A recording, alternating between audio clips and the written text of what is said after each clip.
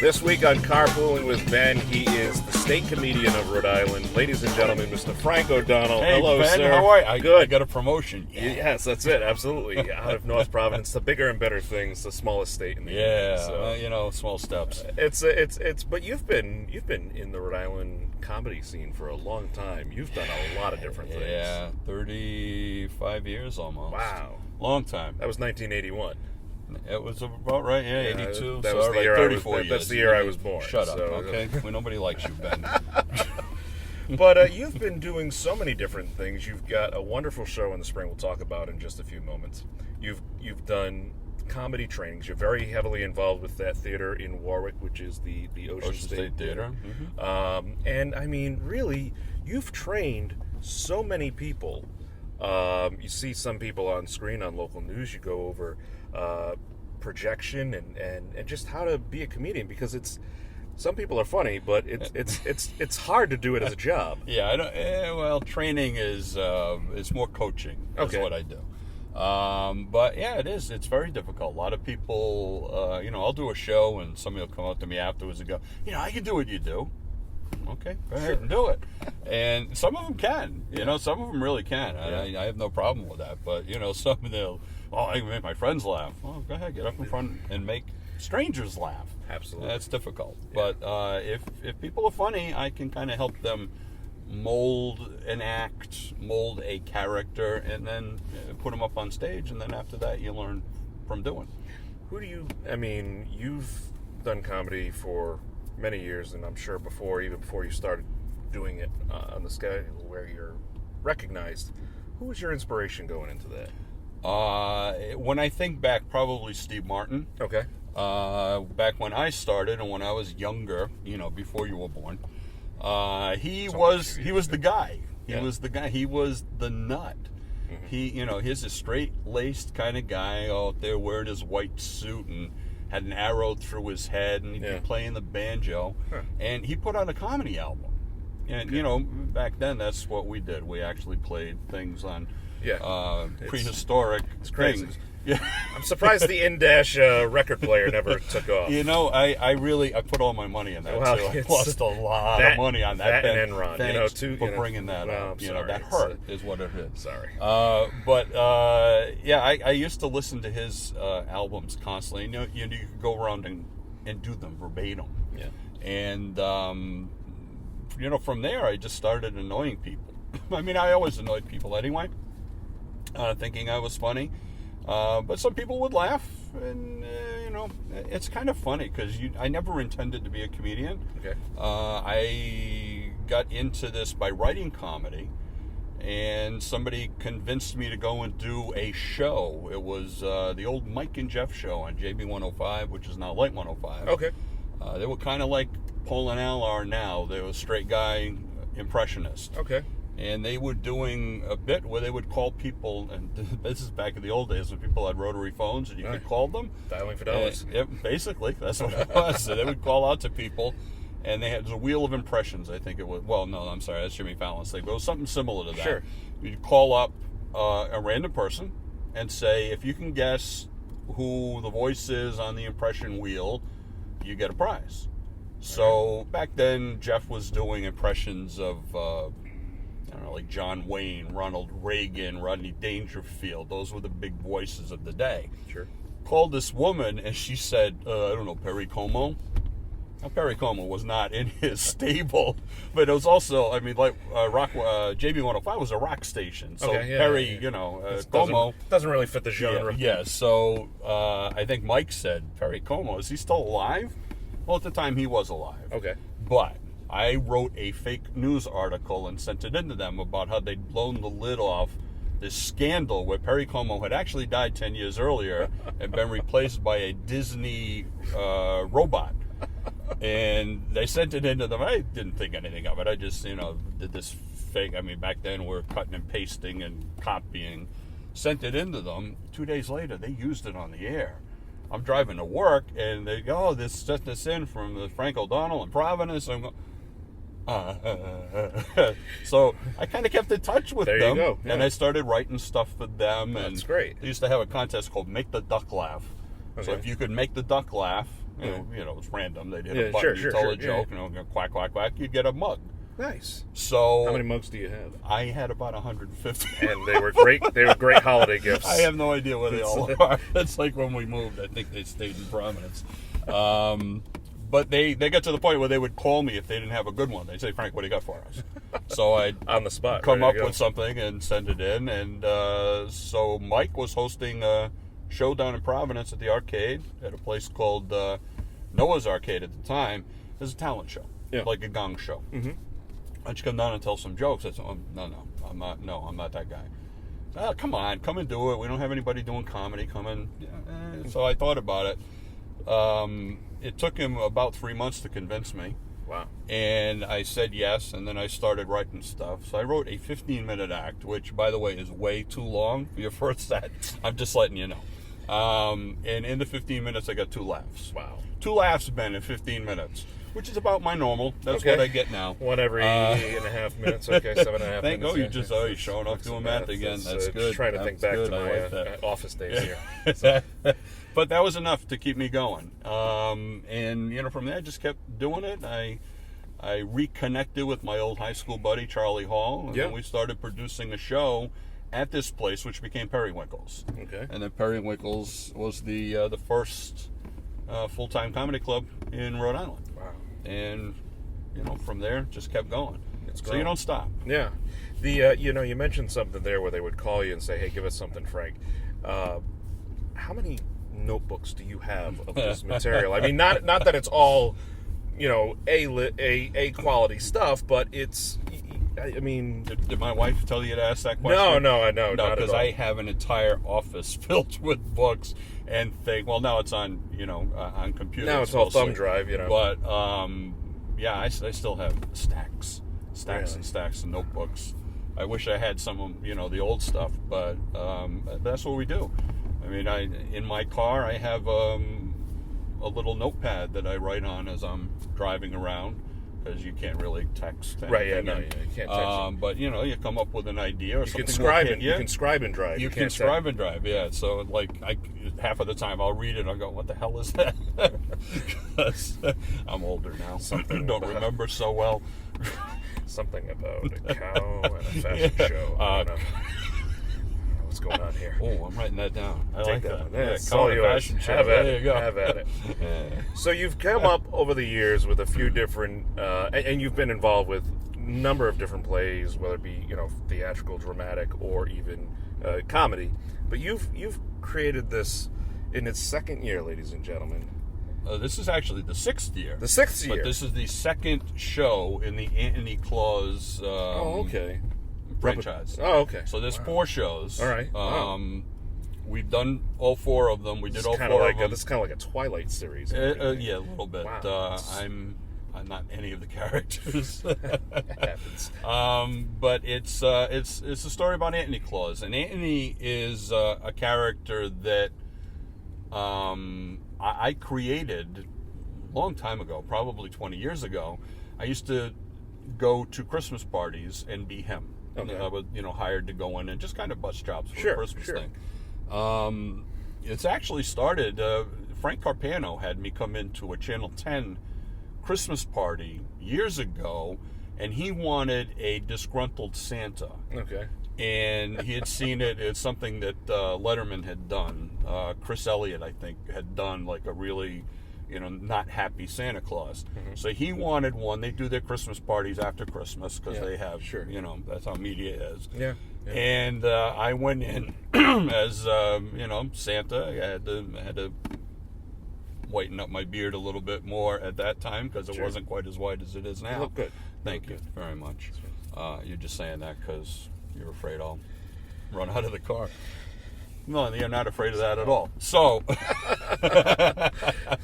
I got the child-proof lock. I went in and I did this. I did this disgruntled Santa for them, and it was only okay. It's the first time I'd ever done that. Okay. And I realized walking out of there, you can't make fun of Santa. You can't take Santa and mess with Santa. Okay.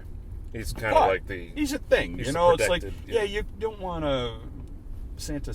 Sure. However, if Santa had a brother, you can mess with that. There you go. So that's where Anthony came from. So Anthony is Santa's younger brother.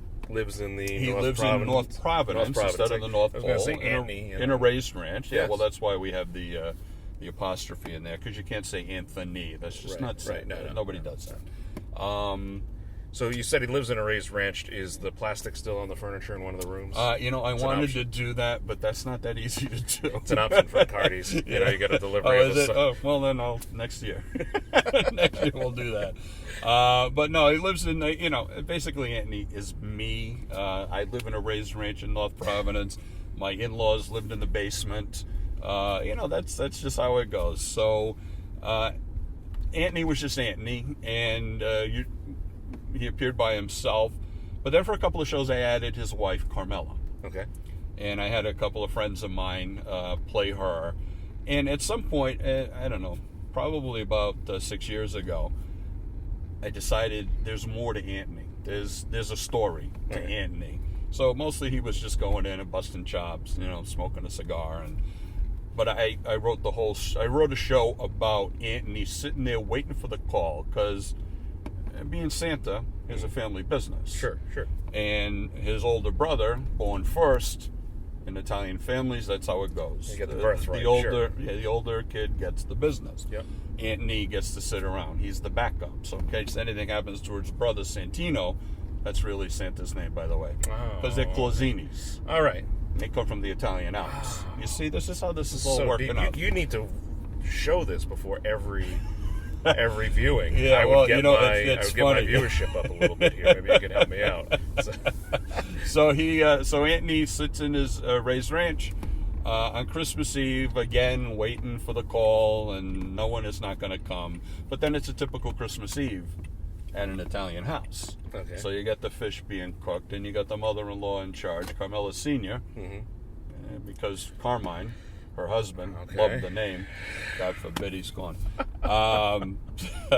So we have Anthony, we have his wife Carmela, his mother-in-law Carmela Senior, his son Sonny, Anthony Jr., who prefers to be called a Jur, the daughter Holly. All right. And then his head elf Bruno, and his lead reindeer Benny Blueballs. How has Claymation not picked up on this? It's this funny. should be on the ABC Family Christmas. Well, I don't know if it's family, but after 11 p.m. It's funny when I first wrote the show 6 years ago, I had in mind to have Benny Blueballs be a puppet. Okay. So we were going to have to make a reindeer head and talk. My friend Lynn Nadrowski came to read the part when we did the first reading, just to see what it sounded like, where the jokes were, and sure, as you did in front of a small audience. And she put so much into it, and her face was so great. I said, Lynn, I have to dress you up as a reindeer. You're going to be okay with that? So she said, yeah, okay, boss. And so, so now we've got poor Lynn is wearing this reindeer headdress with these glowing balls. That's the thing. He has balls on his antlers. Don't get the wrong idea. Yeah. He's Rudolph's brother. Totally cool. Rudolph has the glowing red nose. Right. He's got the glowing. It's a thing. It's a family. It's an ear infection. That's what it is. It's a swimmer's ear. So we got an overgrown elf who got kicked out of the North Pole because he got too big, but he stays with Anthony. But I've been really, really lucky. Like the first show, I just wrote the show. I didn't intend to have anything else. Sure.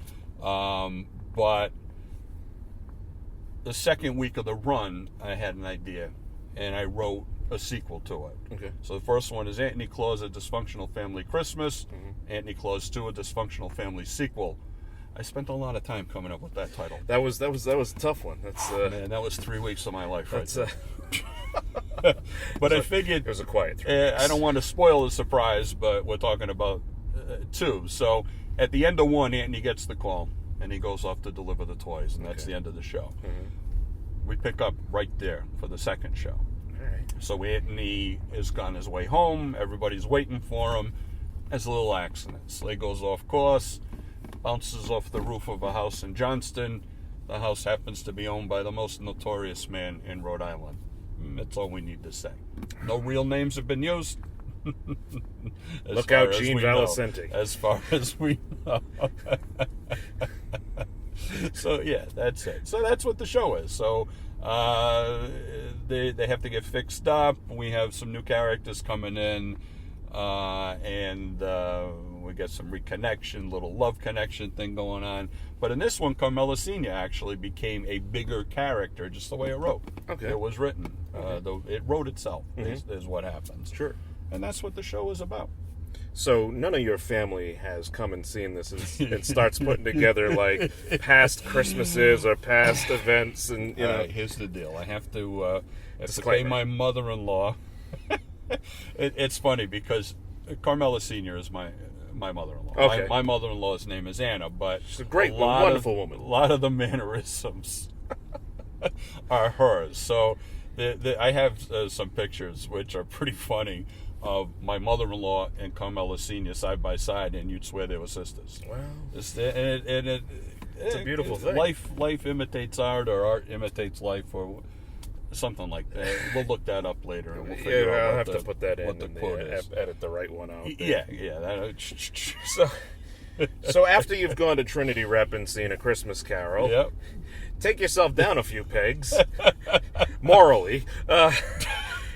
Talent-wise, talent-wise, you work with some great. We do have an abundance of great actors and thespians in the state and even in the region here. Yes, we do. And you've worked with so many of them. You actually bring in cameo appearances. I do. That, to me, that is one of the testaments to this show. So this year, I've got Mike Montecalvo and Tony Petrarca from Channel 12 are coming back for the sixth time. Absolutely. So they've been in all six of them. Well, you picked like the most Italian delegation you can. I mean, how many? I've always wondered, where does Mike Montecalvo get his 17-piece suits from? It sweeps. You know it sweeps when he's got the vest, the chain, with the little lapel. My word! It is. Mikey, we love you. He walked right out of a Joseph Banks right into the set. It was perfect. What was in there? Spardello's. That's Yeah, where we yeah, got them all. it's- Yeah, it's when it. Spardello's closed, he bought everything. That's it. That's Take it all. Put it in the trunk. Let's go. Spardello's, where they didn't have a going out of business sale. It was it's none of your business. Don't worry Come over about and it. get it over here. Mike is great. Oh, And the thing that I love about all the people that are doing cameos, and Brendan Kirby is doing it from the Road Show. We have Chelsea Priest that's coming in from She's Channel phenomenal. 6. She's so This is her great. first year. I'm looking That's forward awesome. to this. We have Steve Cascione. He's been with us for 5 years. He couldn't do it this year because of his schedule. Yeah. And he hooked us up with Chelsea. So Chelsea's Great. going to do this. Great. I don't know if she knows what she's getting into. That's all right. But that's okay. It's fun. Well, the best part is this episode comes out on December 2nd, which is opening day. So Yeah, we have at Brendan that opening point, day. Yeah, you know so what? she's Chelsea, there the next night. Hey, She's there the next night. you What are probably gonna already do? done it. And then we have Kelly Bates and Barbara Morse Silva coming back from Channel 10. Awesome. This is their 4th year with us. That's So, it's really good. And I love that they'll come in. So they have a very short script, but they all mess with that. that's great. And that's the thing that I like about the cast that I have is I can trust them to go off the rails a little bit. Yep. And they make stuff happen. I have a couple of shows where we've had what I like to call Carol Burnett moments, where something goes a little nutty and they laugh, but they try not to laugh, but they're laughing anyway Right. because Oh, yeah. they're not expecting it. Oh. And to me, that's fun. It kind of becomes more a sketch thing than a scripted thing. And that's the one thing with being the writer and director, I can allow that to happen. You are in control. I mean, I can't tell you how many times we're sitting in rehearsal and somebody will do something, and now they all look to me and I'll go 1, 2, 3, it's in. There you go. Or 1, 2, 3, no, we're not doing that. Let me put that in another way. And that's what happens. So it's still a growing thing. So even though we've done it before and we did it 6 times 4 years ago, we're going to do it 6 times again, and it's going to be different each show will be different, I guarantee you. That's right. A little bit, you know. I mean, Sure. it's not a wholesale change, Sure. but enough of a change. I like it. I like it. Well, it's I mean, fun. that's where you one up the Trinity, you know, because they just change it once for all 52 runs. Right. You do a new edition every show. By the way, we're not in competition. No, absolutely. I don't want Tyler and Kurt to be sitting there going, they're great what's guys. he doing in the front seat of the car I was just in last week? How did this happen? It's all well, and you know, it's funny because we talked about that with Kurt and Tyler as far as the amount of like community support. There's Absolutely. no rivalries here. It's not a Well, Starbucks Dunkin' there Donuts are. kind of thing. Well, sure there But are, it's not horrible. It's not because there is a lot of talent, and then you Absolutely. even go as far north. You go to like the Stadium Theater in Woonsocket. We've got Theater by the Sea down in Westerly. We've got your theater, the Ocean State Theater. Well, it's Academy Players is Right. where we're doing this. But Okay. you've got Ocean State Theater. You've got the GAM, the Wilbury. You've got all sorts of theater groups around the state, and everybody kind of intermingles. So, you know, you could do a show at the Stadium. You know, 1 month, 2 months later, you're doing a show at Ocean State. 2 months later, you're doing something with Kevin Broccoli at Epic. There's a lot of opportunity if you want to work. Some of it's paid, some of it is not. I mean, there's a lot of community theater. You don't get paid in community theater. Right, You know, right. we don't make any money doing that. You got to, you know, Trinity is a professional They've got a organization. company, yeah. Ocean State is. The GAM is. And you see great productions. And you'll see people like, you know, like Fred Sullivan, who, Brilliant guy. you know, a mentor to me and a good friend. You know, you'll see him do something at Trinity, and then he goes and does something at the GAM, or he's directing at the GAM, and there's so many opportunities to do things at different places. Yeah. You know, if you get the talent, they use you. Yeah, no, that's true. And I mean, even like, you know, the Arctic Playhouse down in West Warwick is Right. a new theater. Yeah. They're going to be expanding, going to a place. Our friend Adam Thoreau, who works at WPRI, he's put together the 401 Film Fest, so it goes even beyond the stage. It goes onto the screen and everything. That's the other thing. I mean, when you go beyond the stage, there's plenty of film work out there. Yeah. You know, that everybody's doing, you know, little short films. There's big films coming in here. We just had Jack Black in town for like a month to win Right. The Man Who Would Be Poker King. I got to work as an extra on that at the yeah? ACI. Oh, fun times. They let me out, Well, though. that's good. That's so long as you gotta keep Mr. Wall happy, or else Oh man, that was scary. you. One of the greatest things about you and what you've done over the years is, out of a tragedy, you have formed a wonderful charity benefit to help kids that are going through any kind of a performing arts program, and that's what you specifically gear it towards, with a program you have in the spring called Heavenly Gingers. Right. What number Heavenly Gingers are We're we up to coming 7. Okay, wow. Yeah, It's, this is going to be our 7th one. and so talk about the organization, and because, I mean, you pull in, it's a funny night. It is fun. It's I mean, there's some really great tributes in there, but there are some really funny components of it, because, I mean, you get writers from Family Guy and other big people that were just friends of yours from Rhode Island that have done amazing things. So Yeah, how does that collaboration work? We when we lost Kari 6.5 years ago, it was about 1.5 years after our friends the Morrises had lost their daughter Jessie. We lost Kari in a car accident. Jessie died of ovarian cancer when she was 20. They were both dancers. They loved to dance, and they loved to act and sing, but they were primarily dancers, and they were both redheads. Okay. And they were both feisty. they were in the room. You knew they were in the room. No question. And that's the way they were. And when we lost Kari, we talked with the Morrises a lot, because they understood what we were going through. Mm-hmm. And out of it, we decided we had to do some sort of tribute to the girls. Mm-hmm. And that's where the show grew out of. So it became, initially it was about the dance. So we had Kat Morris, Jessie's mom, runs a dance studio in Pawtucket, Cat's Dance Center. And Kari's home studio was a dance workshop in North Providence. So we got a bunch of the girls and a couple of guys from those studios to put together just some dance numbers for the girls. And I was at Twin River at that time. We had Catch a Rising Star there, and they allowed us to use their stage.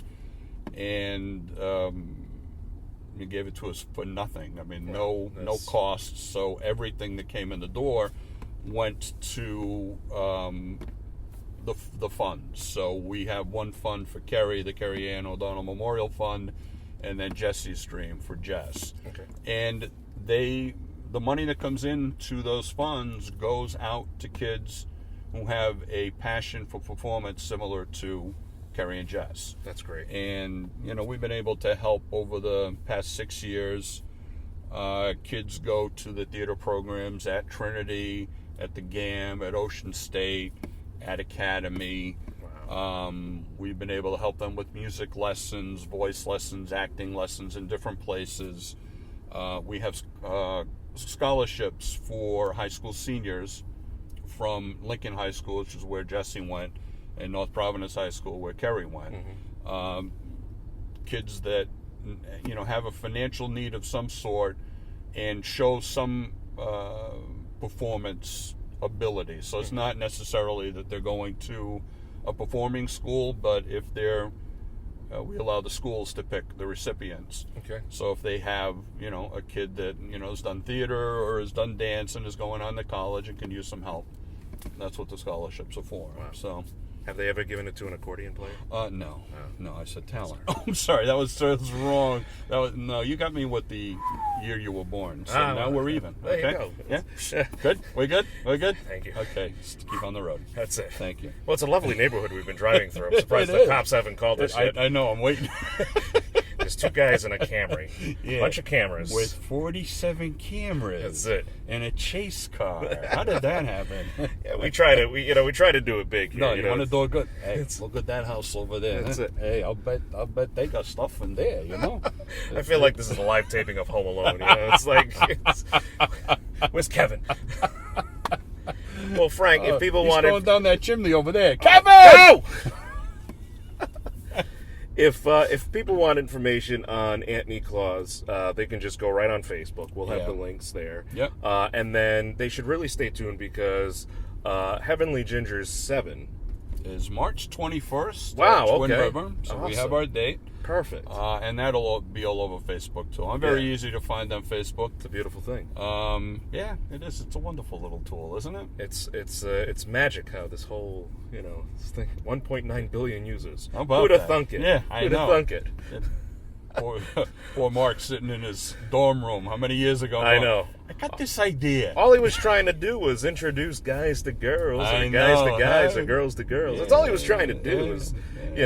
And It blew up. it It became just did huge. not. He's a success. It's a beautiful thing. He's It's a beautiful success thing. at something he didn't want to succeed at. I guess. Well, maybe there's hope for us one day. Yeah. Maybe for you. You're younger than I am. Well, not by much. an old guy. You look good for 39. I mean, you're amazing. You're doing great. wish. You're doing I great. wish. Frank, as I always, got sir, hips that are 39 years old. They're as made of always, titanium. folks, just go online and find this guy because you'll love it, and find all the great things they're doing all throughout the state, all throughout the year. Many different ways to get involved with the arts and support the various organizations and charity groups there that you're involved with. Thanks, So, man. you're welcome. This was Absolutely. fun. I'm glad you enjoyed it. This is an interesting ballet service you're running here. I try. It's Uber with cameras. So, That's a TV show, isn't it? I think so. Where's Ben Bailey? Is he coming in now? Don't tell him I've already been serving season. We're kidding, Ben.